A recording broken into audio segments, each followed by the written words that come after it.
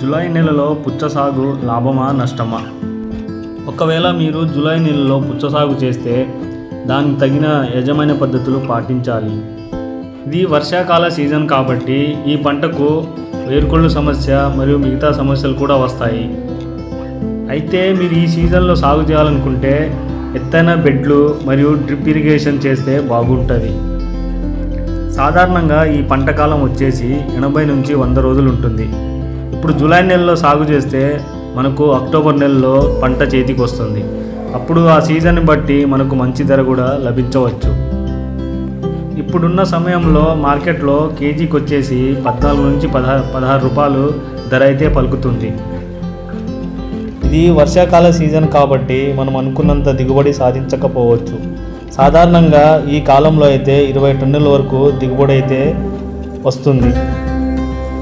కొన్ని వెరైటీస్ని బట్టి సాధారణ కాలంలో అయితే 30 టన్నుల వరకు దిగుబడి అయితే సాధించవచ్చు.